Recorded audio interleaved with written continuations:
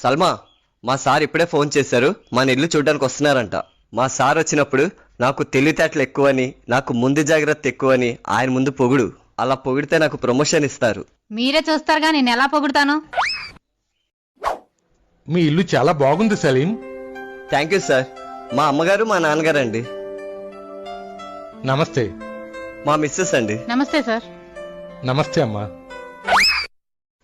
మా ఆయన ఎంత తెలివైన అతనో తెలుసా సార్?